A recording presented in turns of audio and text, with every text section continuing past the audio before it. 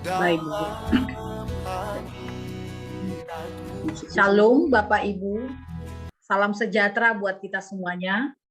Selamat bergabung dalam persekutuan ibadah komunitas Pesat yang seperti biasanya kita adakan setiap hari Senin jam 3 sore. Pada saat ini saya undang kita semua, mari kita siapkan hati kita untuk menikmati hadirat Tuhan, agar melalui persekutuan ini kita bisa lebih lagi menikmati dan merasakan kasih lawatan Tuhan dalam hidup kita.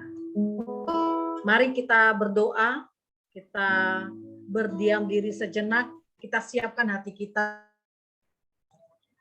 pimpinan Roh Kudus, agar benar-benar pada ibadah ini kita bisa merasakan hadirat-Nya. Haleluya, haleluya, terpujilah Engkau Allah Maha Besar. Kami datang dengan segala keberadaan kami saat ini. Kami memohon perkenanan Tuhan. Engkau Bapa, kami butuh Engkau Bapa. Bentuk kerinduan hati kami datang, kami menyerahkan persekutuan ini. Kami mau menikmati Engkau lebih lagi, menikmati hadirat-Mu tentunya.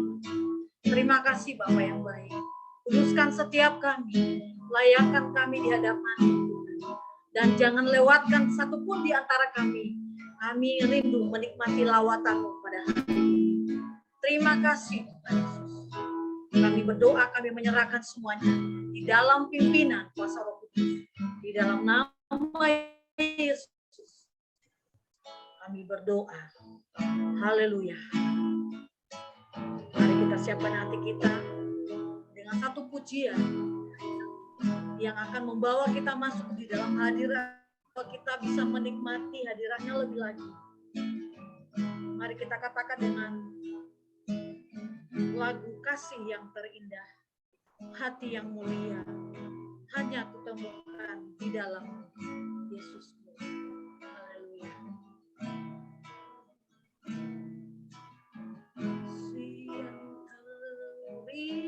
terindah,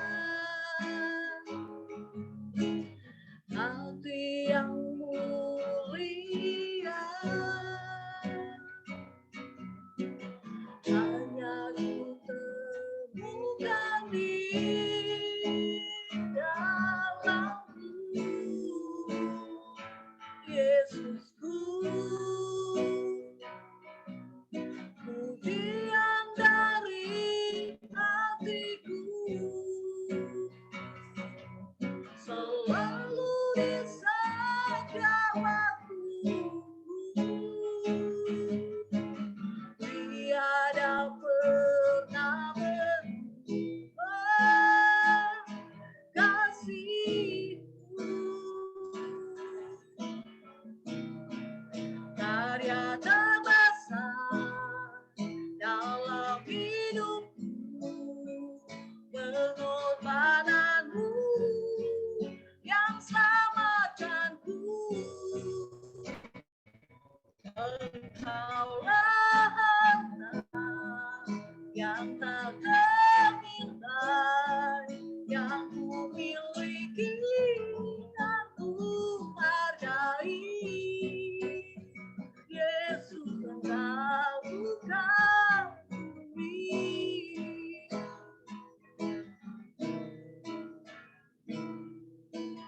Kasih yang terindah, hati yang mulia, hanya ku temukan di dalam-Mu, Yesusku. Pujian dari hatiku selalu di setiap waktuku, tiada pernah berubah kasih-Mu. Karya terbesar dalam hidupku, pengorbanan yang selamatkanku. Engkaulah harta yang tak ternilai, yang ku miliki dan ku hargai. Yesus, Engkau ku kagumi. Berkesan dalam hidupku, pengorbananmu yang selamatkanku. Engkaulah harta yang tak ternilai, yang ku miliki dan ku hargai. Yesus, Engkau ku kagumi. Karya terbesar dalam hidupku, pengorbananmu yang selamatkanku. Engkaulah harta yang tak ternilai, yang ku miliki dan ku hargai. Yesus, Engkau ku kagumi. Yesus, Engkau ku kagumi. Yesus, Engkau ku kagumi. Mari kita beri kemuliaan bagi Tuhan. Haleluya, haleluya, haleluya.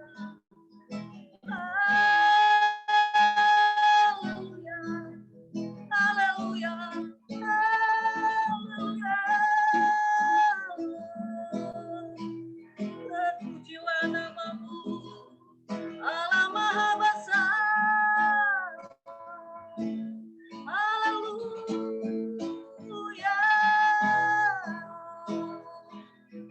Kami datang menyembahmu, kami datang memuji namamu Tuhan, kami memuliakan namamu. Allah kami, Allah Maha Besar.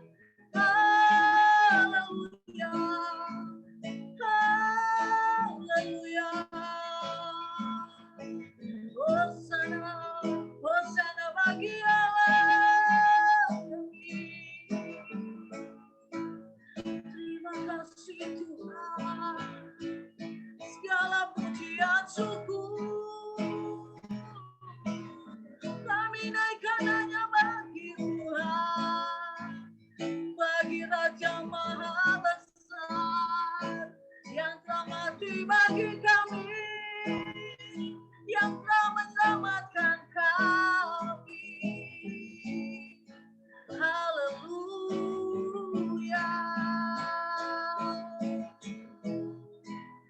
haleluya, haleluya. Glory bagi Allah, glory bagi Yesus, Allah yang telah mati bagi kami.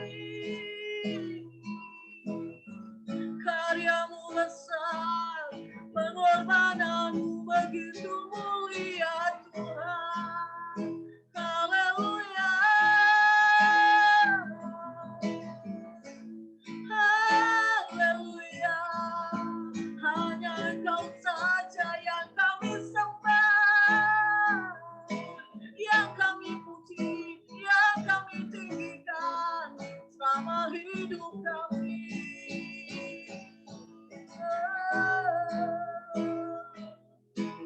Haleluya, haleluya. Allah Maha Besar, terima kasih, terima kasih Tuhan, kami menyembah. Haleluya.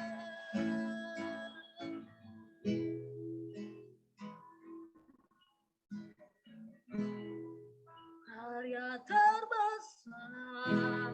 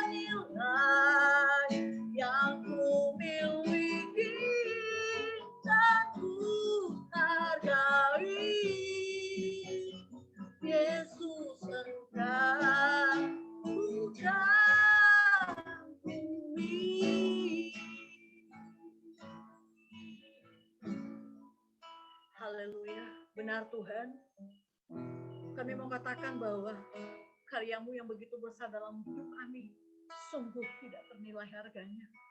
Dan kami mau menyatakan ungkapan hati kami, Engkau Allah yang kami kagumi selalu dalam hidup kami. Biarlah pujian penyembahan ini boleh menjadi dupa yang berbau harum di hadapan. Terima kasih Bapa. Di dalam nama Yesus kami sudah menyembah Allah kami yang haleluya. Amin. Bapak Ibu yang terkasih dalam nama Tuhan Yesus, saatnya kita akan mendengarkan kesaksian dari Natalia. Kepada Natalia kami persilakan. Shalom Bapak Ibu, saudara-saudara semuanya. Saya Natalia Boris Rimarumo, mahasiswa STAK Terpadu Pesat Salatiga. Saya berasal dari Riau. Hari ini saya mau menyaksikan tentang proses saya, tentang pertumbuhan rohani saya, tentang bagaimana Tuhan membawa saya ke tempat ini. Dan saya percaya bahwa tidak ada suatu kebetulan Tuhan bawa saya, Tuhan perbolehkan saya, Tuhan buat saya untuk kuliah di STAK Terpadu Pesat ini. Saya bersyukur, saya menikmati proses demi proses yang Tuhan sediakan untuk saya. Ada poin-poin penting, ada hal-hal penting yang saya boleh tanam dalam diri saya. Ada hal-hal penting yang saya boleh rasakan, dan ada hal-hal penting yang saya boleh pelajari dari tempat ini. Saya dididik, ditempa, dan diajari untuk melakukan hal-hal yang menurut saya belum pernah saya lakukan sebelum-sebelumnya. Tapi pola pikir saya diubahkan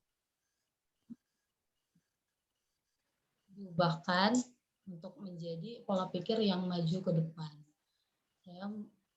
Saya semakin memperdalam pengenalan saya akan Tuhan.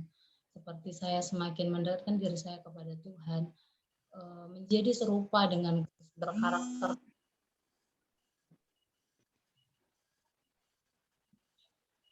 Adalah hal-hal yang saya pelajari di tempat ini. Berkarakter Kristus bukanlah hal yang mudah menurut saya, tapi menjadikan diri saya itu tetap tekun dalam membuat kebiasaan-kebiasaan baru, kebiasaan-kebiasaan yang membangun diri saya untuk lebih dekat lagi kepada Tuhan, seperti bersalat teduh, berdoa, memberikan waktu saya, menyisihkan waktu saya dalam sehari untuk bersekutu dengan Tuhan, bergumul kepada Tuhan, berdoa kepada Tuhan, menyembah Tuhan, adalah hal-hal yang saya lakukan setiap harinya. Yang mungkin dulu sebelum saya ke sini, saya memang adalah Kristen sejak lahir, tapi saya Kristen sejak lahir, cuman ya sebagai rutinitas seperti itu saja, hanya beribadah setiap hari Minggu, tapi saya tidak melakukan hal-hal yang menunjukkan identitas saya sebagai Kristen yang sebenarnya. Tapi di tempat ini saya mengenal lebih dalam tentang Kristus, bagaimana cara saya hidup dalam kekristenan yang disebut identitas Kristen yang sebagai anak-anak Tuhan yang sejati. Dan saya juga banyak belajar tentang bagaimana saya mengenal diri saya lebih dalam, bagaimana saya menemukan potensi-potensi yang ada di diri saya. Bahwa dulu itu saya orang yang minderan, orang yang insecure juga, tapi di tempat ini saya diterima dengan baik dengan orang-orang di sekeliling saya, dan mereka bilang kamu bisa. Di saat saya down, di saat saya bilang aku nggak bisa, tapi ada teman-teman yang bilang enggak, Natal, kamu bisa, kamu luar biasa dan kamu bisa melakukan hal-hal itu. Di saat saya bilang enggak Kak, saya nggak bisa ngambil tanggung jawab itu, tapi mereka bilang kamu bisa kok, kamu punya potensi untuk itu. Dan di situ saya juga belajar, dan semakin belajar, oh iya ternyata saya bisa, saya mencoba dan saya bisa. Dan itu saya lakukan dengan pergumulan yang luar biasa, dan Tuhan Yesus menolong saya dalam bagian itu, dan untuk mematahkan hal-hal yang membuat saya takut dan untuk mematahkan insecure saya, ada korban, ada hal-hal yang harus saya korbankan. Saya harus keluar dari zona nyaman saya pada saat itu. Dan saya juga belajar dari orang-orang sekeliling saya, eh, tentang teman-teman saya lewat mentor, dosen, dan angkatan saya, dan kakak-kakak tingkat saya juga memberikan saya pelajaran yang begitu berarti buat mereka. Saya itu bisa, buat mereka saya itu nggak ada yang nggak bisa. Tapi dulu itu saya ngejudge diri saya tetap berada dalam zona nyaman saya, sehingga saya nggak bisa keluar dari hal itu, dan saya tetap bilang kamu nggak bisa. Tapi ternyata di tempat ini ada orang-orang yang Tuhan ada Tuhan buat bagi saya, ada orang-orang yang berada di dekat saya, dan ternyata saya butuh itu. Ternyata mereka itulah yang menguatkan diri saya untuk saat ini dan detik sini berdiri di tempat ini. Proses demi proses itu sangat-sangat luar biasa. Ya, tapi saya percaya semuanya itu mendatangkan kebaikan bagi saya, dan semuanya untuk kemuliaan bagi nama Tuhan. Sekian dari kesaksian saya, semoga. Terima kasih untuk waktunya yang telah memberikan saya kesaksian. Puji nama Tuhan. Kita bersyukur proses yang dijalani di STAK Terpadu bisa dipandang dengan cara berpikir yang positif, yang bisa dijadikan sebagai bersyukur juga buat teman-teman Bapak Ibu yang ada di STAK yang terus berjuang untuk menolong, mempersiapkan, menjadi teladan buat teman-teman yang ada di teman-teman mahasiswa yang ada. Haleluya. Bapak Ibu, kita akan menyiapkan hati kita lebih dalam lagi, menikmati pesan-pesan Tuhan, apa yang harus kita lakukan untuk terus bertumbuh di dalam pengiringan kita kepada Tuhan. Mari kita sambut firman yang meneguhkan kita pada hari ini dengan satu pujian. Telah kulihat bukti kasih-Mu. Haleluya. Terima kasih Tuhan.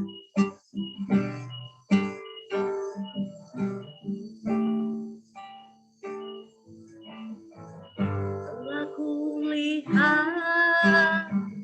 bukti kasih-Mu. Kau menderita dan tidak dengan darah-Mu Kau selamatkanku, ini menyenangkan-Mu. Kita ulang dari awal. Telah kulihat bukti kasih-Mu. Kau menderita dan tidak dengan darah-Mu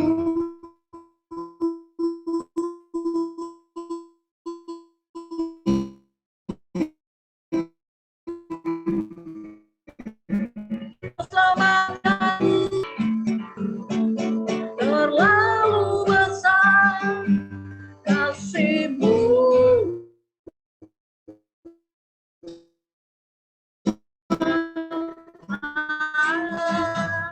Pengorbanan bukan bagiku.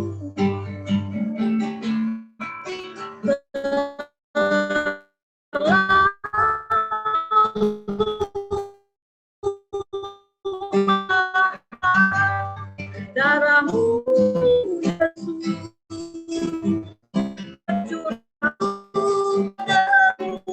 lirik dari ini, mari kita mau siapkan hati kita untuk menyambut kebenaran firman Tuhan. Haleluya.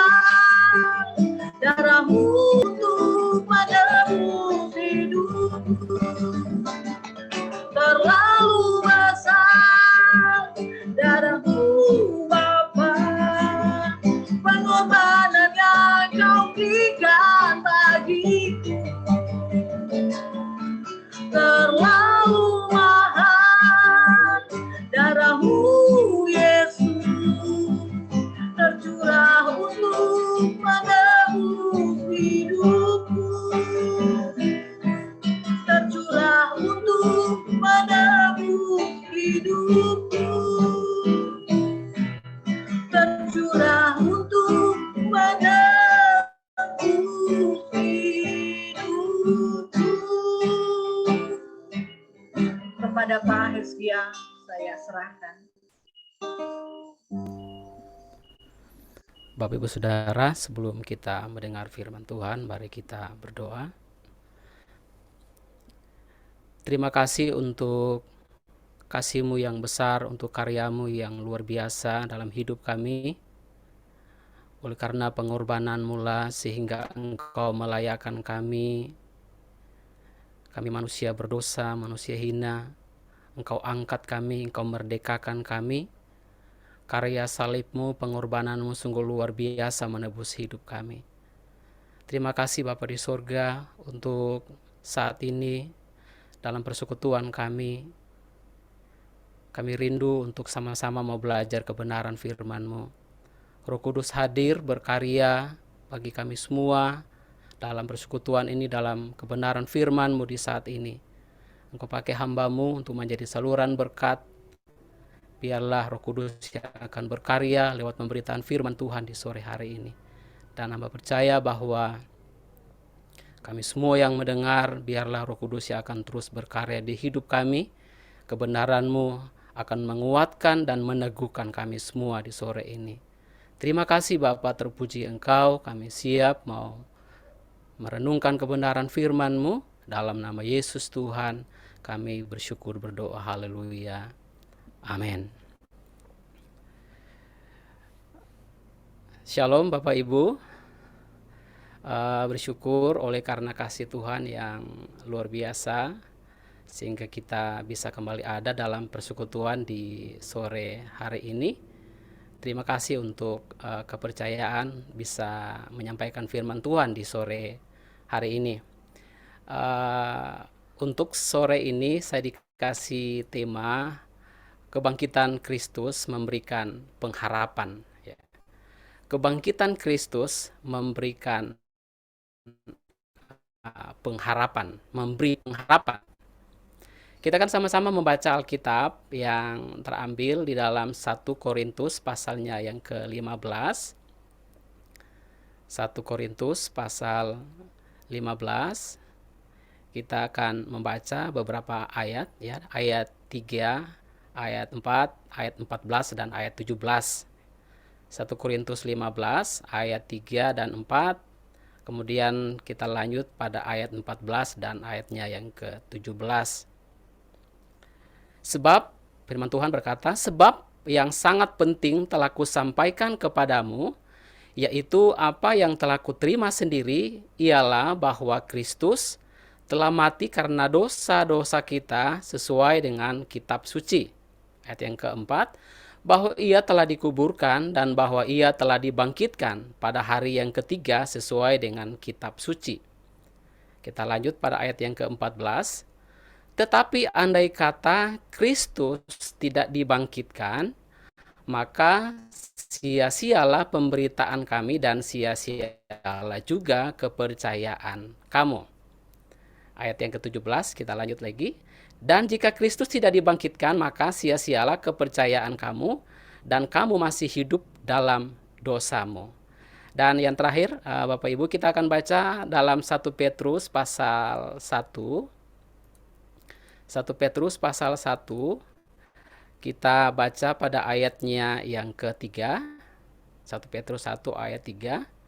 Firman Tuhan berkata, terpujilah Allah dan Bapa Tuhan kita Yesus Kristus, yang karena rahmat-Nya yang besar telah melahirkan kita kembali oleh kebangkitan Yesus Kristus dari antara orang mati kepada suatu hidup yang penuh pengharapan. Ya, kepada suatu hidup yang penuh pengharapan. Nah, saudara yang diberkati Tuhan, kita sudah melewati ya hari Jumat, kita kembali merayakan Jumat Agung, di mana Yesus yang telah berkorban mati bagi kita. Dan kemudian di kemarin hari, di hari Minggu, kita kembali merayakan hari kebangkitan Kristus. Dua peristiwa kematian dan kebangkitan Kristus adalah peristiwa yang tidak bisa kita pisahkan, ya, antara kematian Yesus dan kebangkitan Kristus itu adalah dua peristiwa yang tidak bisa kita pisahkan. Dan dua peristiwa ini adalah peristiwa yang menjadi pondasi, menjadi inti iman kita, ya, menjadi landasan iman kita, karena lewat dua peristiwa ini, ya, lewat kematiannya, lewat kebangkitannya. Kematiannya dia kerjakan untuk menebus dosa-dosa kita, dan kebangkitannya membuktikan bahwa dia menang atas maut dan memberikan kemenangan itu dalam hidup kita. Nah, saudara yang diberkati Tuhan, karena pentingnya, ya, karena ini merupakan inti dari Injil dan merupakan pondasi dalam kekristenan kita, maka, ya, makanya ada begitu banyak teori-teori yang disampaikan untuk menyangkal kebangkitan Kristus, karena mereka tahu lewat kebangkitan Kristus, karya kebangkitan Kristus adalah sebuah peristiwa yang sangat luar biasa bagi kita orang yang percaya kepada Yesus. Makanya ada begitu banyak teori-teori yang mereka sampaikan untuk menyangkal bahwa sesungguhnya Kristus tidak bangkit, ya. Kristus tidak bangkit. Ya, ada beberapa teori yang mereka sampaikan untuk menyangkal akan kebangkitan Kristus. Ya, ada menyatakan bahwa Yesus itu tidak bangkit. Ya, ada beberapa di sini yang saya catat. Ya, Yesus sebetulnya tidak bangkit, tetapi mayatnya yang dicuri. Ya, jadi mereka mengatakan, teori ini mengatakan bahwa sesungguhnya Yesus itu tidak bangkit. Tetapi mayatnya dicuri oleh murid-muridnya, ya, dilarikan, dicuri oleh para murid, ya. Ada juga yang menyatakan bahwa Yesus itu tidak bangkit, tetapi mayatnya dicuri oleh tentara Romawi atau para pemimpin agama pada peristiwa yang terjadi pada saat itu. Ada yang mengatakan, ada teori yang mengatakan bahwa Yesus sesungguhnya tidak bangkit, tetapi dia sadar dari pingsannya, ya. Dia hanya pingsan, kemudian dia tiba-tiba sadar dari pingsannya. Kemudian ada juga yang menyatakan bahwa sesungguhnya Yesus itu tidak bangkit, tetapi keluar dari persembunyiannya. Ya. Sedangkan yang disalib mati itu adalah orang yang mirip dengan Yesus. Ada juga yang menyatakan para murid-murid hanya berhalusinasi. Ya, hanya berhalusinasi. Ada begitu banyak teori yang muncul dengan tujuan, ya, untuk meruntuhkan apa yang kita percayai, apa yang kita imani, apa yang merupakan pondasi dasar kita, ya, dasar iman kita, dasar percaya kita. Sehingga Paulus dalam pembacaan kita tadi, ya, dalam pembacaan kita tadi mengatakan, tetapi andai kata Kristus tidak dibangkitkan, maka sia-sialah pemberitaan kami dan sia-sialah juga kepercayaan kamu. Jadi ini merupakan sebuah peristiwa yang menjadi landasan iman kita, pondasi iman kita. Karena tanpa kebangkitan Kristus, apa yang kita imani, apa yang kita percayai, ya, itu semuanya sia-sia. Jadi inti iman kita, landasan iman kita ada di sini, ada di dalam karya kematian dan kebangkitan Kristus. Nah, saudara, apakah betul Yesus tidak bangkit? Tentu ini adalah sebuah pernyataan teori-teori yang hanya dibuat untuk menyangkal kebangkitan Kristus.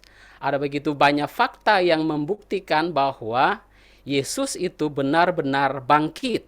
Ya. Ada begitu banyak fakta yang menunjukkan bahwa Yesus itu benar-benar bangkit, ya, bagi kita manusia. Ya. Mungkin ada banyak lagu, ada salah satu lagu yang paling banyak dikenal, lagu satu, ya, kubur kosong membuktikan dia hidup. Ini bukti pertama yang menyatakan, yang membuktikan bahwa ia hidup. Ya. Kuburannya kosong pada saat orang-orang datang melihat dia. Kuburnya sudah kosong. Kemudian kita juga bisa melihat ada begitu banyak fakta dari Alkitab, ya, di sana kita bisa menemukan bahwa fakta-fakta dalam Alkitab yang menyatakan bahwa Yesus benar-benar dia sudah bangkit ya. Ada kalau kita melihat juga ketika Maria Magdalena dan Maria yang lain menjenguk kubur Tuhan Yesus, perkataan Tuhan Yesus waktu bangkit itu diucapkan oleh seorang malaikat Tuhan, utusan Tuhan pada saat itu, yang menyatakan, yang menyampaikan bahwa Yesus telah bangkit dari antara orang mati. Kemudian ada banyak fakta-fakta juga ya, Kristus menampakkan diri kepada para murid ya, kepada Thomas, kepada para murid yang lain dan beberapa murid yang ada pada saat itu. Yesus menampakkan diri kepada mereka. Nah, saudara yang diberkati Tuhan, semua fakta-fakta yang bisa kita dapatkan lewat Alkitab itu membuktikan bahwa karya kebangkitan Kristus adalah sebuah fakta sejarah yang benar-benar terjadi, dan tujuannya adalah membuktikan bahwa maut telah dikalahkan oleh kebangkitan Kristus. Maut telah dikalahkan oleh kebangkitan Kristus. Nah, saudara, kebangkitan Kristus bukanlah hanya peristiwa sejarah yang kita peringati setiap tahunnya, sehingga karena banyak orang yang menganggap bahwa ini hanyalah sebuah peristiwa sejarah yang kita peringati setiap tahunnya, akhirnya peringatan-peringatan kebangkitan Kristus pun itu sudah diperingati bukan lagi atas motivasi dasar kita mengingat karya pengorbanannya, di mana dia sudah berkorban bagi kita, dia sudah melakukan hal yang luar biasa bagi hidup kita, ya. Perayaan-perayaan kebangkitan Kristus ya sudah diperingati, dilakukan dengan hal-hal yang mungkin secara kasat mata kita lihat itu sudah tidak memuliakan Tuhan lagi ya. Tempat di mana saya melayani di Halmahera itu setiap tahunnya mereka membuat peringatan kebangkitan Kristus. Itu ada hampir di setiap desa itu ada taman-taman Paskah yang mereka buat ya. Ada taman-taman Paskah, kemudian di situ ada gambar Yesus tersalib, ada Yesus bangkit, dan banyak yang mereka taruh di taman Paskah itu. Semua ditata, diatur, dan semua berkaitan dengan kematian dan kebangkitan Kristus. Namun yang miris adalah apa yang mereka lakukan dalam peringatan itu bukan yang mereka bawa lagu-lagu, bukan lagu-lagu rohani ya, tetapi di sana lagu-lagu sekuler yang mereka putar. Kemudian perayaannya juga sudah perayaan yang sungguh menyakiti hati Tuhan ya. Akhirnya Paskah yang harusnya menjadi satu peringatan, kita mengingat kembali, merefleksikan kembali ya apa yang sudah Yesus buat dalam hidup kita, apa yang Yesus sudah kerjakan dengan luar biasa bagi kita, maknanya mulai bergeser ya, maknanya mulai bergeser dengan peringatan-peringatan yang hanya menyenangkan manusia. Nah, saudara yang terkasih dalam kasih Tuhan Yesus Kristus, peristiwa kebangkitan Kristus bukan hanya sebuah peristiwa historis saja ya, tetapi merupakan peristiwa yang sangat signifikan bagi kehidupan kita manusia. Mengapa peristiwa kebangkitan Kristus adalah peristiwa yang sangat signifikan atau peristiwa yang sangat penting? Apa sesungguhnya makna kebangkitan itu bagi kita? Sehingga kebangkitan Kristus, peristiwa kebangkitan itu merupakan sesuatu yang sangat penting bagi kehidupan manusia. Apa sesungguhnya makna kebangkitan bagi kita, orang yang percaya kepadanya? Yang pertama, saudara, makna sesungguhnya kebangkitan Kristus bagi kita, kebangkitan Kristus yang saya katakan tadi di awal bahwa kebangkitan Kristus itu sangat penting karena itu adalah pondasi iman kita, pondasi kepercayaan kita ya. Tetapi andai kata Kristus tidak dibangkitkan, maka sia-sialah pemberitaan kami dan sia-sia jugalah kepercayaan kamu. Itu kata Paulus. Jadi kenapa kebangkitan Kristus sangat penting dalam hidup kita? Karena itu adalah pondasi iman kita. merupakan inti dari apa yang kita percayai, dari apa yang kita imani. Kemudian hal yang berikut, apa makna sesungguhnya kebangkitan Kristus bagi kita? Yang berikut, kebangkitan Kristus itu sangat penting dalam hidup kita, karena dengan kebangkitan Kristus, dengan kebangkitan Kristus, musuh atau iblis atau maut sudah dikalahkan lewat kebangkitan Kristus. Jadi dengan karya kebangkitan Kristus, musuh dikalahkan, maut sudah dikalahkan lewat karya kebangkitan Kristus yang sudah dikerjakan bagi hidup kita. Kemudian yang berikut, saudara, apa makna sesungguhnya kebangkitan Kristus bagi kita? Kebangkitan Kristus bagi kita adalah merupakan verifikasi bahwa korban bagi dosa kita manusia yang dikerjakan oleh Yesus Kristus itu sempurna Yesus kerjakan di kayu salib. Jadi merupakan verifikasi bahwa korbannya, pengorbanan Yesus bagi dosa kita itu sempurna. Dan apa yang Yesus lakukan di kayu salib di Kalvari sangat luar biasa. Dia membayar hutang dosa kita dengan lunas. Telah kulihat karya kasih-Mu yang sudah membayar lunas hutang dosa kita. Yesus yang harus membayar hutang yang tidak dipinjamnya. Yesus tidak berhutang sebenarnya, tetapi Yesus yang harus membayar hutang itu.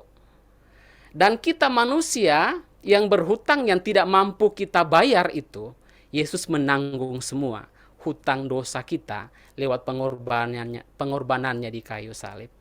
Jadi kebangkitan Kristus itu adalah sebuah verifikasi bahwa pengorbanan Yesus bagi kita manusia itu sempurna dan telah membayar lunas hutang dosa kita.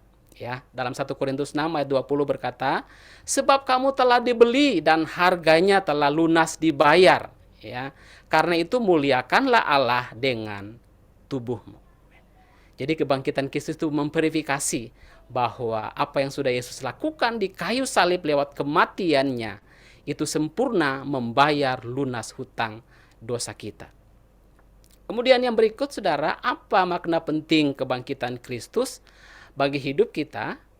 Kebangkitan Kristus sebagai konfirmasi kebenaran pernyataan Yesus sendiri bahwa Ia akan bangkit. Jadi apa yang Yesus lakukan lewat kebangkitannya itu adalah sebuah konfirmasi akan kebenaran pernyataan Yesus yang Yesus pernah sampaikan bahwa pada hari yang ketiga Dia akan bangkit dari antara orang mati.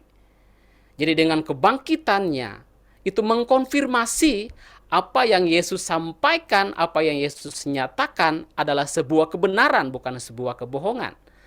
Sebagai konfirmasi kebenaran apa yang Yesus katakan. Yesus pernah menyampaikan dalam Yohanes 2 ayat 19, rombak bait Allah ini dan dalam 3 hari aku akan mendirikannya kembali. Dan ada beberapa ayat juga yang disampaikan, yang dinyatakan Yesus bahwa Dia akan bangkit pada hari yang ketiga. Jadi kebangkitan Kristus sebagai konfirmasi kebenaran apa yang Yesus sampaikan. Kemudian saudara, makna penting yang berikut dari kebangkitan Kristus bagi kita manusia adalah kebangkitan Kristus adalah bukti keilahiannya, bahwa Dia adalah Allah yang berkuasa dan hidup.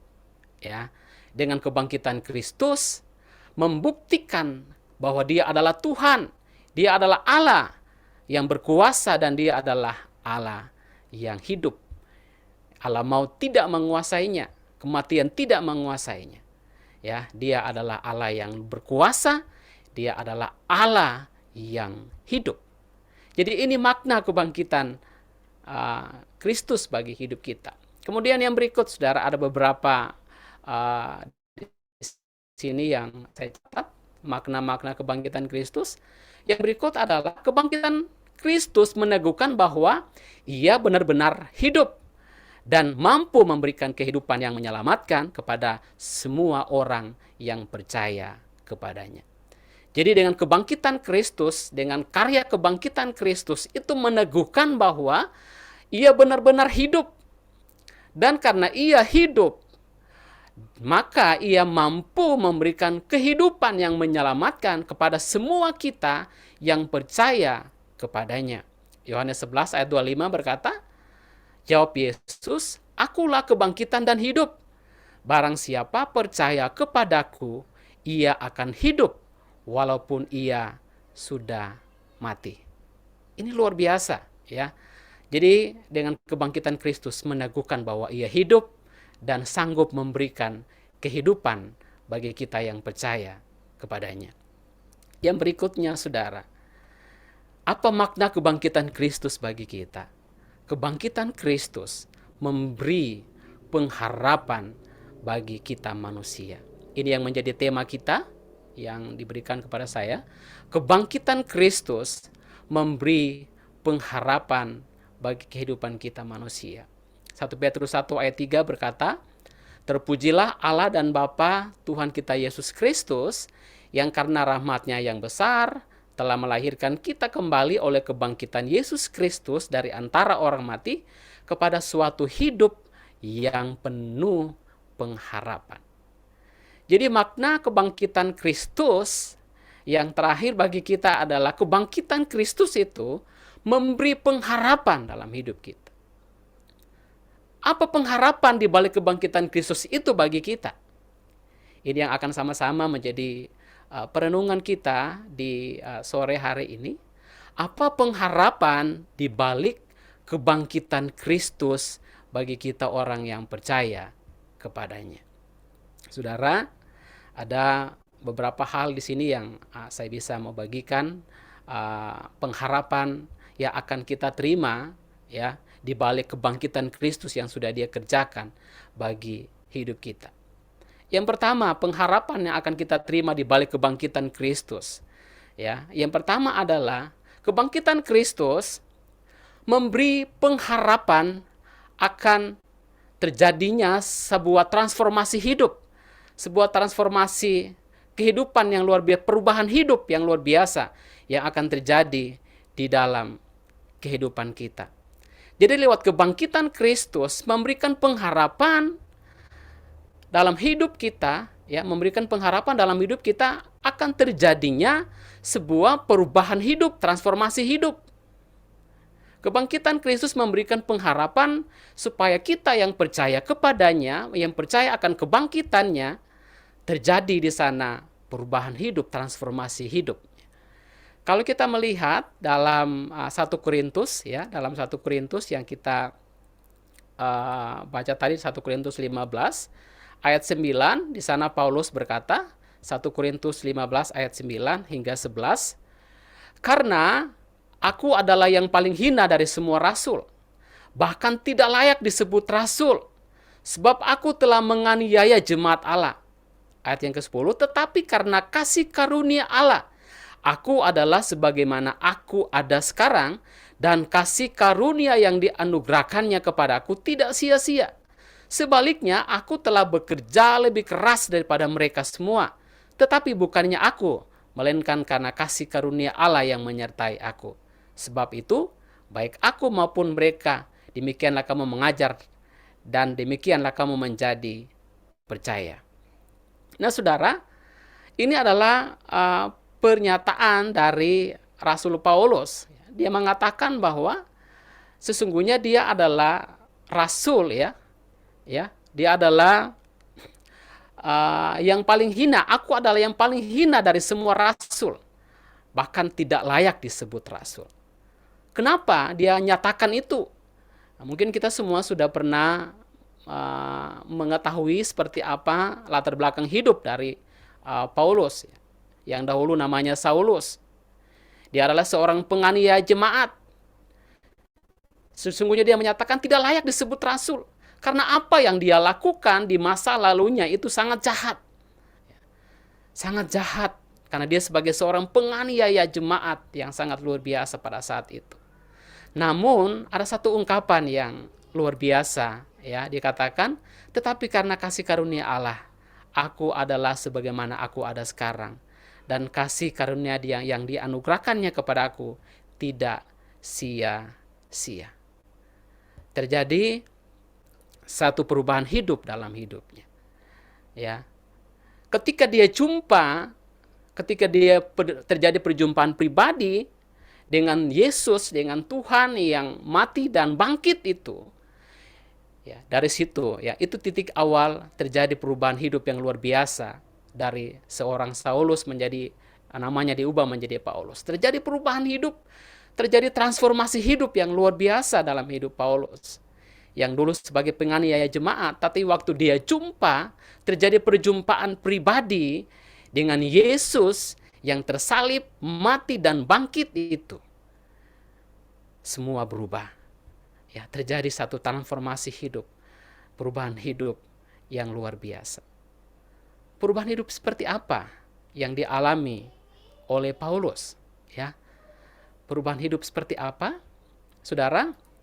Yang pertama, perubahan hidup yang dialami oleh Paulus, ya, dikatakan kalau kita lihat dalam 2 Korintus 5 ayat 17 berkata, Paulus berkata, 2 Korintus 5 ayat 17, jadi siapa yang ada di dalam Kristus, ia adalah ciptaan baru, yang lama sudah berlalu, sesungguhnya yang baru sudah datang.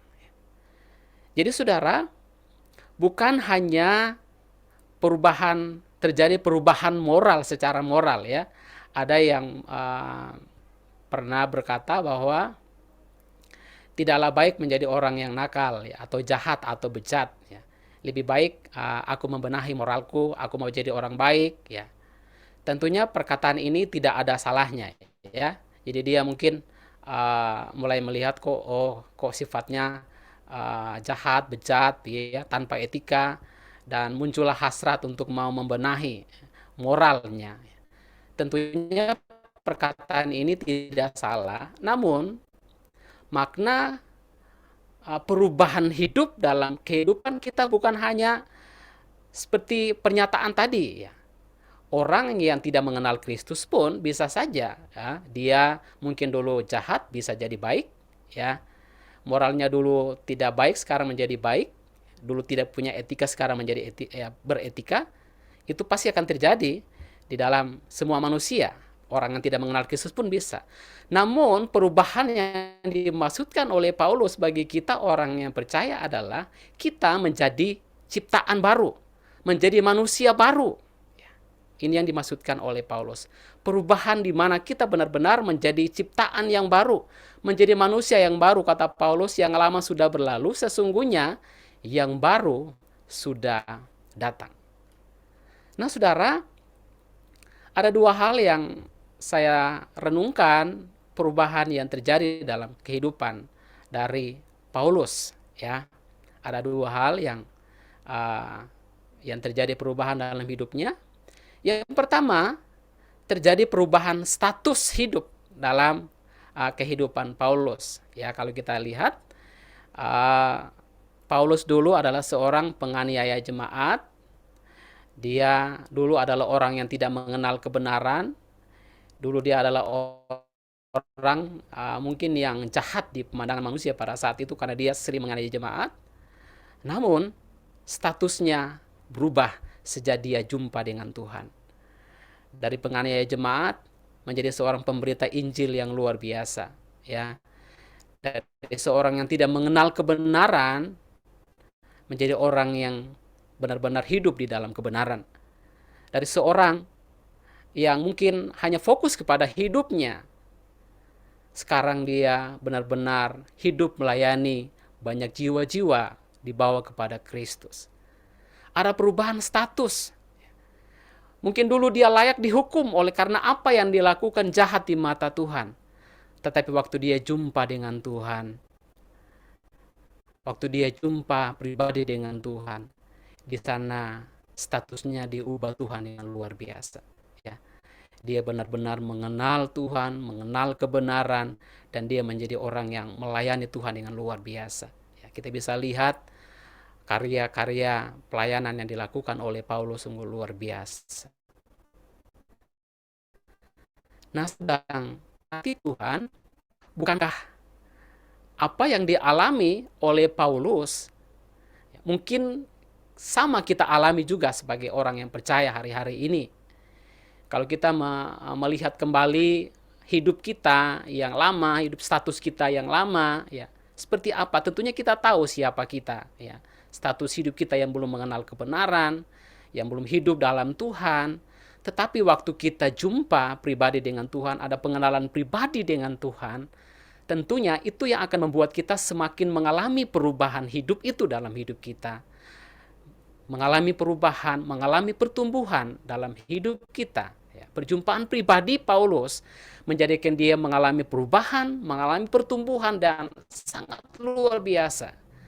Dan biarlah ini menjadi bagian kita, mengingatkan kita kembali bahwa sejak kita jumpa pribadi dengan Tuhan, itu yang akan menjadi sesuatu yang akan terus memotivasi, mendorong kita untuk hidup di dalam sebuah kehidupan yang baru, yang terus bertumbuh, menjadi dewasa di dalam kehidupan kita, di dalam iman kita, di dalam kekristenan kita.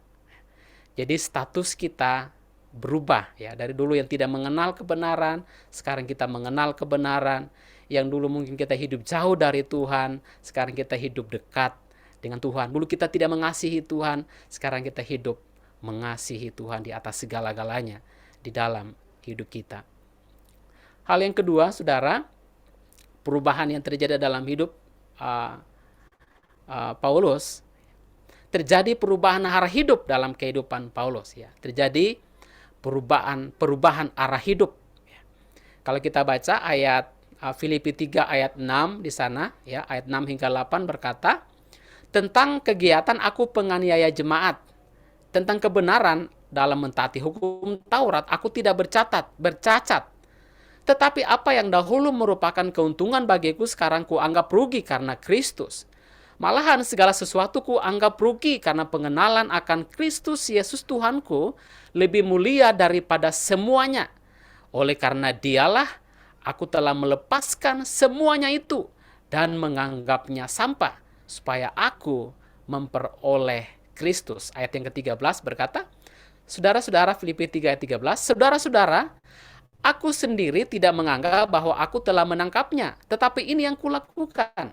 Aku melupakan apa yang telah di belakangku dan mengarahkan diri kepada apa yang di hadapanku dan berlari-lari kepada tujuan untuk memperoleh hadiah, yaitu panggilan surgawi dari Allah dalam Kristus Yesus. Jadi yang kedua, yang pertama ada perubahan status, ya, perubahan yang terjadi dalam hidup Paulus, perubahan status. Yang kedua, perubahan arah hidup. Ya. Setelah Paulus diubah statusnya dari orang yang tidak mengenal kebenaran menjadi orang yang mengenal kebenaran, dari dulu penganiaya jemaat sekarang menjadi orang yang hidup dalam Kristus. Tidak sampai ke situ, ya. Tidak sampai kepada status kita diubah. Ya, jadi waktu saya merenungkan apa yang dilakukan Paulus tidak sampai kepada waktu Tuhan ubah dia, waktu dia mengenakan status yang baru di dalam Tuhan. Tetapi lebih dari itu, setelah dia mengalami perubahan, mengalami pertumbuhan dalam Tuhan, dia bahkan memberikan hidupnya untuk melayani Tuhan. Ya. Dia memberikan hidupnya untuk sebuah panggilan melayani jiwa-jiwa. Ini yang saya renungkan sangat luar biasa. Makna kebangkitan Kristus memberi pengharapan akan adanya sebuah transformasi hidup. Status Paulus diubah, kemudian jalan hidupnya pun berubah dengan luar biasa. Setelah statusnya berubah, tidak sampai ke situ. Paulus menjadi makin giat di dalam pemberitaan Injil, ya. Ada banyak harga yang harus dia bayar di dalam pelayanan yang dia lakukan, yang dia kerjakan. Tujuannya satu, motivasinya satu. Injil harus disampaikan. Ya. Inti Injil adalah kematian dan kebangkitan Kristus itu harus disampaikan kepada jiwa-jiwa yang membutuhkan, yang belum mengenal kasih Tuhan dalam hidupnya. Jadi tidak hanya sampai kepada perubahan hidup, tidak sampai kepada status kita berubah. Dari dulu tidak mengenal kebenaran, sekarang mengenal kebenaran. Tetapi lebih dari itu, jalan hidup pun kita berubah, ya. kita memberikan hidup kita untuk melayani Tuhan.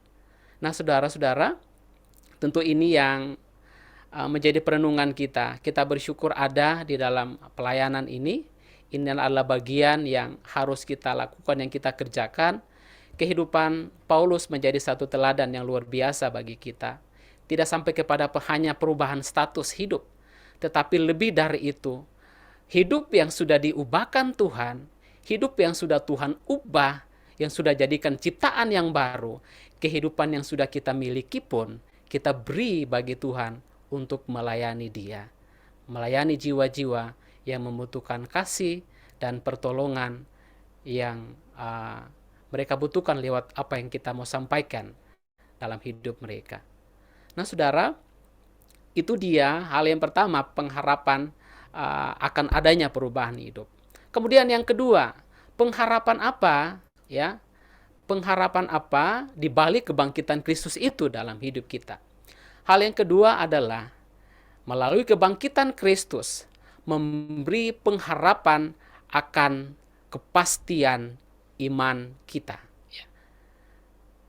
Dalam 1 Korintus, dalam pembacaan kita tadi berkata, tetapi andai kata Kristus tidak dibangkitkan, maka sia-sialah pemberitaan kami, dan sia-sialah juga kepercayaan kamu. Jadi saudara, kebangkitan Kristus memberikan pengharapan akan kepastian iman kita. Di dalam Kristus ada kepastian. Apa yang kita percayai, apa yang kita imani, itu bukanlah sesuatu yang sia-sia, tetapi merupakan sebuah kepastian iman. Di balik kebangkitan Kristus memberikan pengharapan akan kepastian iman. Kepastian iman dalam hidup kita. Hal yang pertama, kepastian yang berkaitan dengan keselamatan. Lewat kebangkitan Kristus memberikan kita kepastian akan keselamatan yang Tuhan anugerahkan di dalam kehidupan kita semua. 1 Korintus 6 ayat 20 berkata, sebab kamu telah dibeli dan harganya telah lunas dibayar, karena itu muliakanlah Allah dengan tubuhmu. Kita adalah manusia yang hina, yang tak berdaya, yang berdosa. Tuhan angkat kita dari lumpur dosa. Tuhan merdekakan kita. Tuhan jadikan kita menjadi anak-anaknya. Dan kita menjadi orang-orang yang diselamatkan oleh Tuhan. Jadi pengharap di balik kebangkitan Kristus memberikan pengharapan akan kepastian keselamatan kita. Dengan kita percaya dan beriman kepada Yesus yang mati dan bangkit itu memberikan sebuah kepastian keselamatan bagi hidup kita manusia.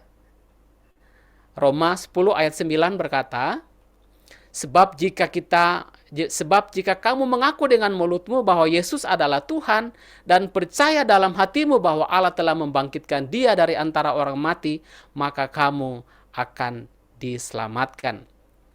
Ya, ayat Yohanes 14 ayat 6 juga berkata, kata Yesus kepadanya, akulah jalan dan kebenaran dan hidup.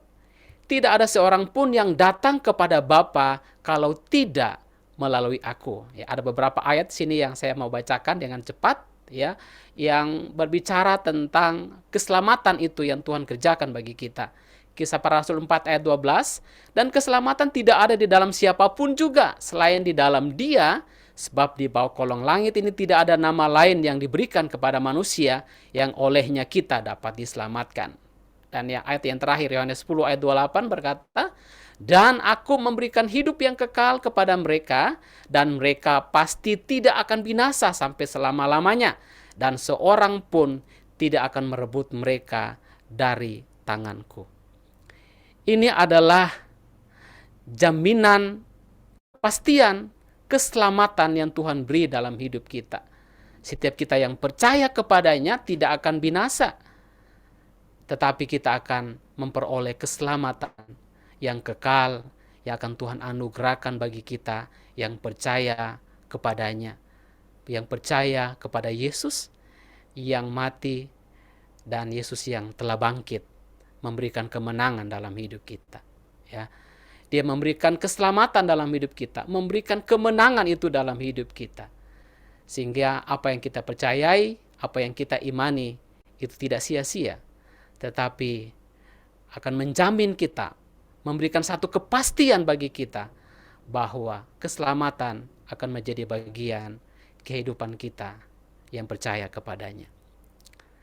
Kemudian, kepastian iman yang kedua adalah kepastian iman yang berbicara tentang kebangkitan tubuh. Kalau kita membaca dalam 1 Korintus 15, di sana kita akan menemukan di sana secara keseluruhan dalam pasal 15 itu, di sana Paulus juga berbicara tentang kebangkitan tubuh, kebangkitan, adanya kebangkitan dari kematian, ya, bagi kita yang percaya kepadanya. Ya, kalau kita bisa membaca di sana, jadi pengharapan yang kedua bagi pengharapan keyakinan iman, kepastian iman yang kedua, yang pertama tadi keyakinan kepastian keselamatan, yang kedua adalah pengharapan akan adanya kebangkitan, ya, kebangkitan tubuh nantinya, ya.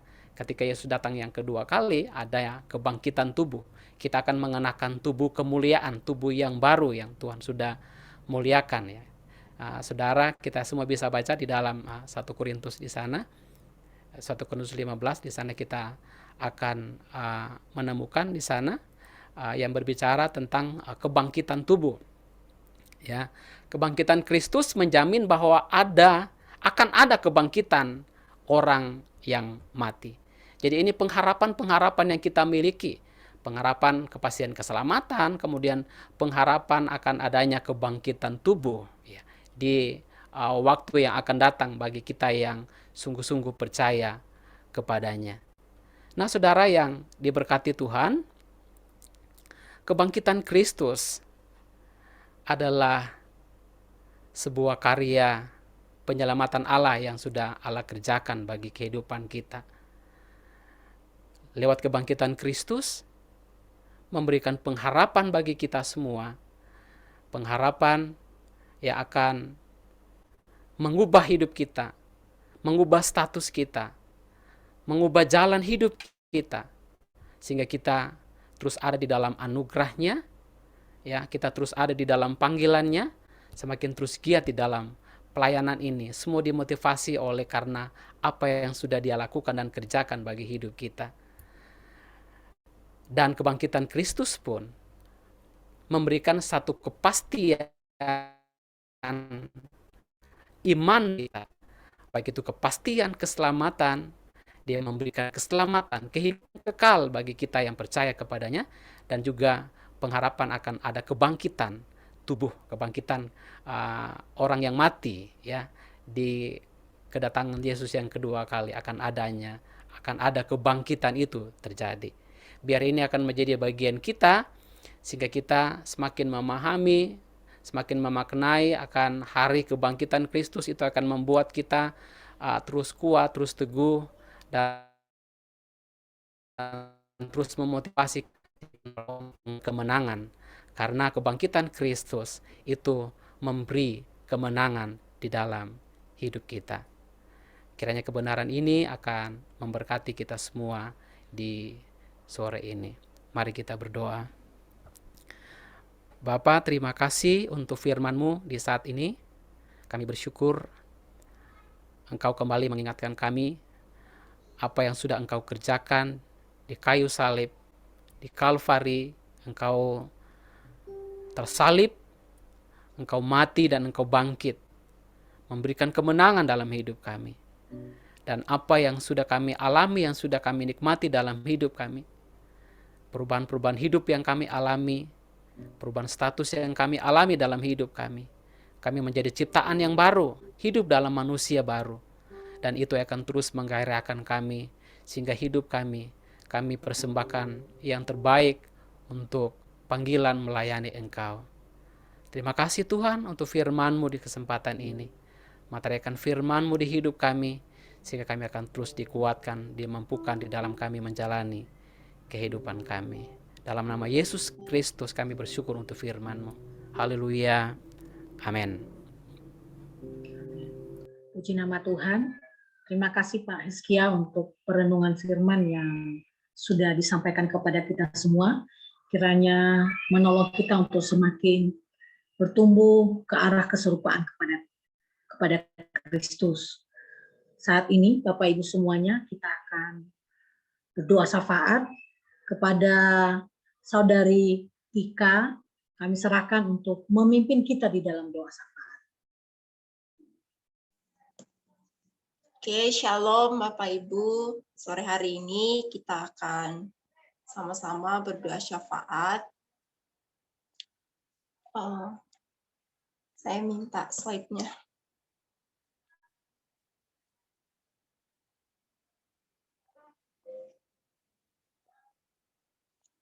Oke, saat ini kita memasuki puasa yang ke-29 hari dengan tema jangan sia-siakan kasih karunia-Nya.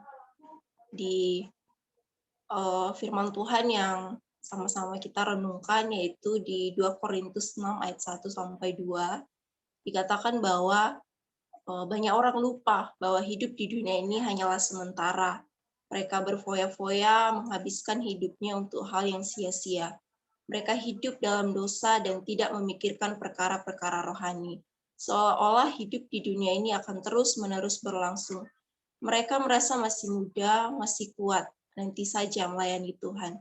Sebagai teman-teman sekerja, kami menasihatkan kamu supaya kamu jangan membuat menjadi sia-sia kasih karunia Allah yang telah kamu terima. Jika kita masih ada sampai hari ini, itu karena kasih karunia. Kita harus benar-benar menyadari bahwa hidup di dunia ini hanya sementara.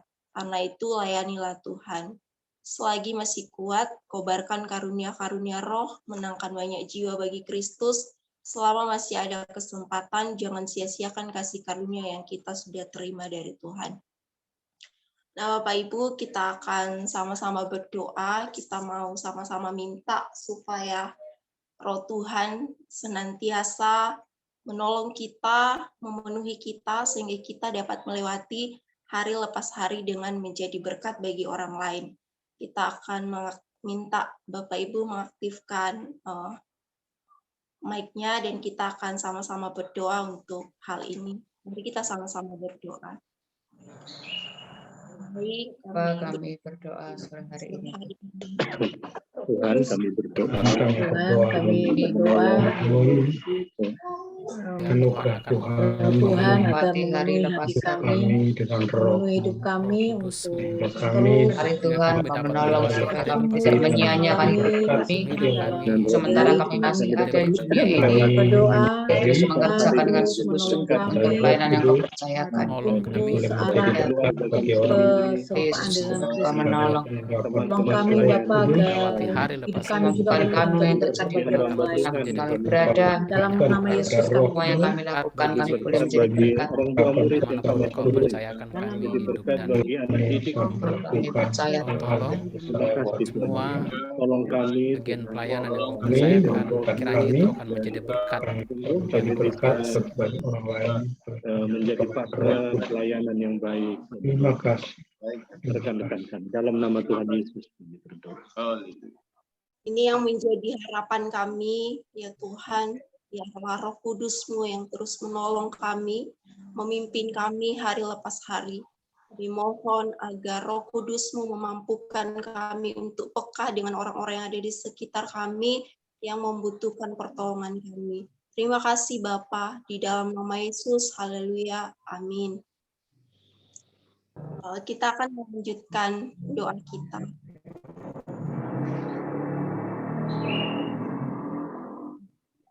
Yang pertama, Bapak-bapak akan berdoa untuk seluruh komunitas pesat agar mau bayar harga berapapun yang diminta, berani berkorban seperti Yesus telah mengorbankan dirinya untuk kita. Doakan juga mereka yang belum melakukan puasa 40 hari. Ini akan didoakan oleh Bapak-bapak. Dan selanjutnya akan didoakan oleh ibu-ibu, doakan program FC dalam memuridkan anak desa dan pembukaan FC baru, minta pengurapan Tuhan dalam mengasah kepemimpinan anak NDP, doakan program SBP untuk parenting 0-2 tahun, doakan agar semua FC menerapkan kurikulum yang lengkap. Ini akan didoakan oleh ibu-ibu. Berikutnya akan didoakan oleh anak-anak muda yang berjenis kelamin laki-laki. Pemimpin-pemimpin gereja, ada PGI, PII, DPI, Dewan Baptis, Bala Keselamatan, Katolik, Advent hari ke-7, agar memiliki hati hamba yang melayani seturut kehendak Tuhan. Ikat roh agamawi yang menghalangi Roh Kudus bekerja. Didoakan oleh cowok-cowok. Berikutnya akan didoakan oleh pemudi, berdoa untuk sumber daya manusia Indonesia yang berkualitas, minta intervensi Tuhan bagi pemerintah Pak Joko Widodo dalam pencapaian visinya. Oke, baik, kita akan sama-sama berdoa. Mari berdoa. Tuhan Yesus, berdoa untuk program FC, dan anak-anak desa dalam membuka FC baru tahun ini, Tuhan menolong tahun ini boleh beberapa FC yang baru, sehingga kapasitas anak-anak yang akan dibimbing oleh rekan-rekan kami boleh ditambahkan. Dalam rangka membuka FC, beberapa persyaratan dari Tuhan menolong sehingga ini boleh Tuhan berkati, Tuhan bukan pembaharuan untuk membukanya. Kami juga berdoa untuk kepemimpinan anak di NDP, Tuhan juga menolong memberkati anak NDP, Tuhan biarlah aktor mereka tokoh Tuhan dalam mengenal mereka akan kasih Tuhan. Kami berdoa untuk NDP parenting dalam usia sampai 2 tahun, beberapa FC yang melakukan parenting ini Tuhan, biarlah Kau membuka jalan, percaya bahwa Aku mengirimkan orang-orang yang mengerti dalam program SPP ini. Terima kasih Bapak, kami doa supaya FC ada kurang lebih 30 semua usia anak itu doa di setiap program yang sudah dicanangkan buat menolong yang belum terapkan semua usia program ini membuka jalan orang-orang yang tepat memulai program ini. Terima kasih Bapak. Terhalang jarak dan belajar bersama lengkap, kiranya semuanya boleh digunakan dengan baik, sehingga semua apa yang diharapkan bisa tercapai dengan baik. Terima kasih Bapak. Kami serahkan program isi dalam tangan. Yesus, kami menyerahkan setiap doa-doa kami ke dalam Tuhan. Kami beritakan apa yang Tuhan berikan.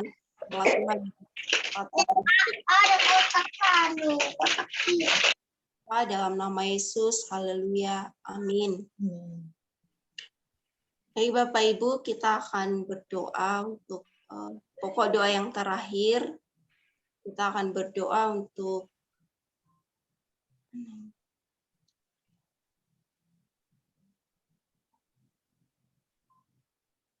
Kepulauan Riau. Kita akan berdoa menyerahkan keselamatan orang-orang yang ada di Pulau Riau. Kita akan berdoa untuk hamba-hamba Tuhan yang ada di sana. Bahkan kita mau mengatakan kata-kata berkat untuk Riau supaya lawatan Tuhan boleh terjadi di sana. Gereja-gereja yang ada di sana boleh menjadi berkat bagi masyarakat yang ada di sekitarnya. Mari Bapak Ibu kita memberkati Pulau Riau. Dalam nama Yesus kami berdoa Kepulauan Riau yang memberkati untuk Riau saat ini Tuhan, supaya masyarakat Riau mengenal kebenaran dan justru apa dalam nama Yesus mereka untuk hamba-hambamu Tuhan yang gereja-gereja, lembaga-lembaga Kristen, lembaga pendidikan Kristen, lembaga sosial Kristen yang bergerak di Kepulauan Riau. Kami juga Tuhan memberkati pemimpin ini boleh terus Tuhan menggerakkan Yesus Kepulauan Riau boleh mencerminkan kasih Kristus yang nyata di masyarakat ya Tuhan. Pun hal yang mereka kerjakan untuk Kepulauan Riau Tuhan, yang memberkati mereka semakin banyak jiwa di Kepulauan Riau datang kepada Tuhan. Terima kasih Bapak, semua pelayanan yang ada, gereja-gereja Tuhan, kami Bapak untuk menjadi berkat, untuk menjadi garanda terang, merindukan banyak jiwa untuk datang kepada Engkau, bahkan umat-umatmu yang dari Kepulauan Riau menjadi saksi Kristus yang membawa banyak jiwa datang kepada di dalam nama Yesus kami berdoa. Dalam nama Yesus.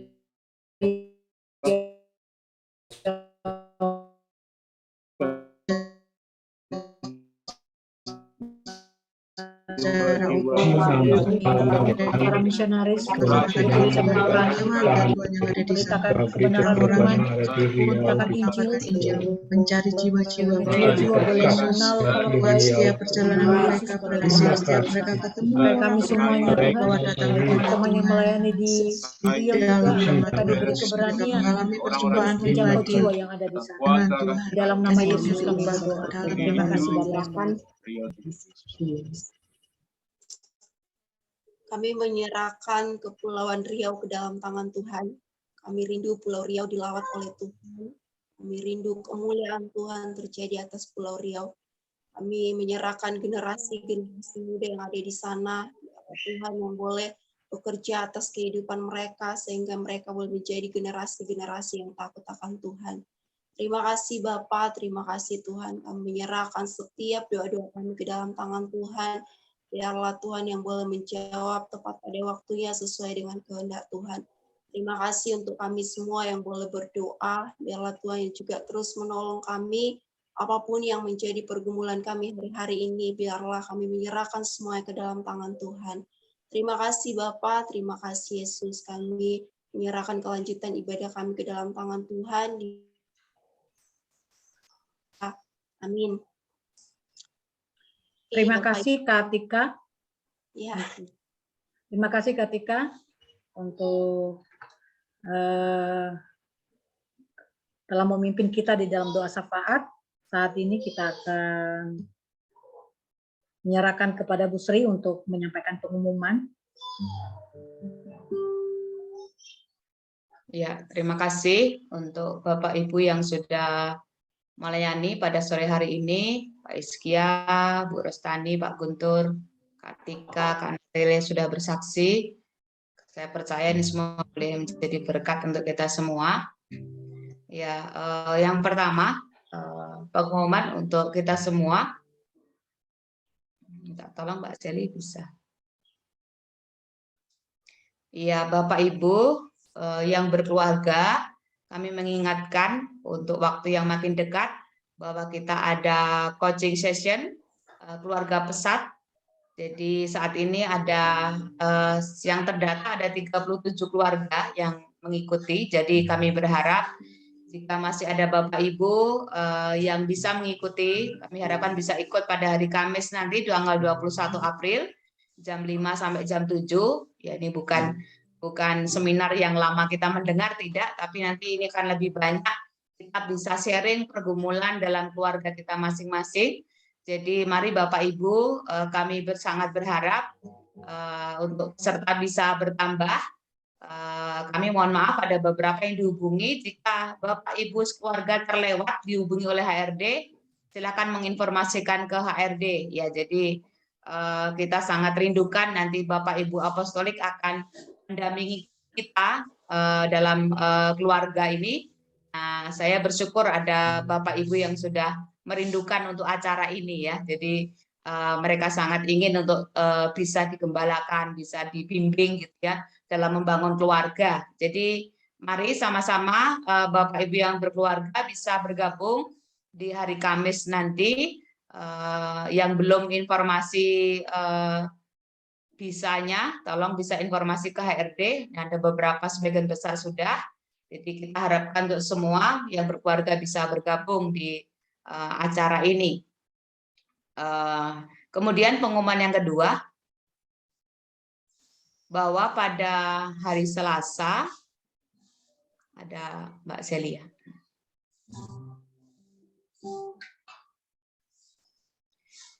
Ya, pada hari Selasa 19 April besok ya ada seminar dan kesaksian. Mari kita bisa sama-sama hadir dengan mengisi Google Form yang sudah Pak Len dibagikan di grup Pesat Ministry. Mari Bapak Ibu yang belum silahkan.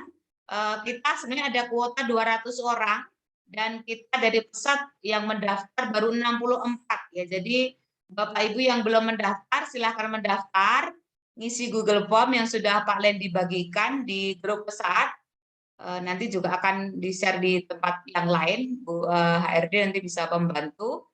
Nanti Bapak Ibu bisa mengisi karena itu juga akan berkaitan dengan subsidi pulsa untuk kegiatan seminar besok siang ya. Kita akan ikut acara ini. Bapak Ibu yang belum mendaftar silahkan mendaftar supaya bisa sampai kuota 200. Jadi kalau kita orang Pesat semuanya kan hampir 400 ya. Jadi 400 lebih. Jadi kalau kita ikut mesti sebenarnya sudah lebih gitu ya. Jadi mari yang belum mendaftar saya mengingatkan kembali untuk bisa ngisi Google Form yang sudah dibagikan ya di dalam grup. Nanti juga akan kami share lagi di beberapa grup yang lain supaya mengingatkan kembali. Yaitu pengumumannya. Dan yang ketiga adalah ya ada acara pengutusan besok BFL pada hari Rabu ya tanggal 20 ada 5 BFL Bapak Ibu yang akan diutus ke tempat pelayanan.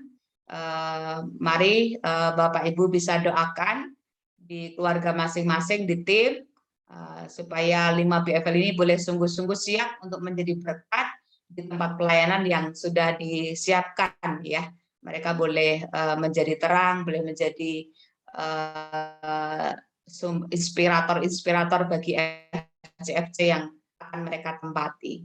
Itu dan berikutnya mengingatkan kembali untuk doa puasa di hari Jumat. Kita akan ketemu di doa puasa hari Jumat jam 3 sore, doa puasa bersama-sama. Oke, itu yang saya bagikan.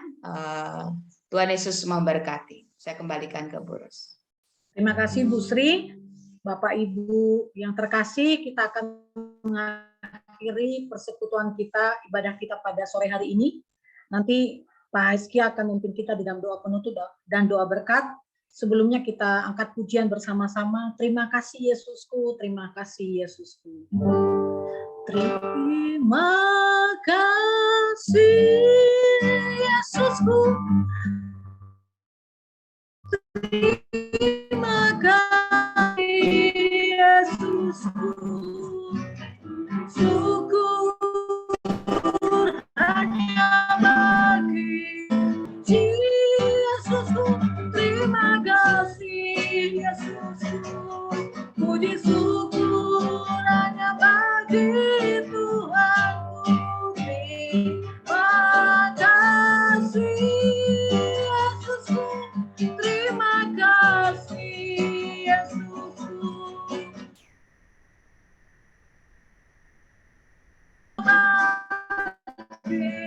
Tuhanku, terima kasih Yesusku. Terima kasih Yesusku. Puji syukur hanya bagi Tuhanku. Kepada Pak Hizki saya serahkan. Mari kita berdoa. Kasih karunia dan damai sejahtera dari Allah Bapa di surga, cinta kasih sayang dari Yesus Kristus yang telah mati dan bangkit, memberi kemenangan bagi kehidupan kita semua di dalam perantaraan Roh Kudus yang terus menguatkan, meneguhkan, menghibur kita semua mulai saat ini, terus kekal sampai selama-lamanya. Haleluya. Amin. Amin.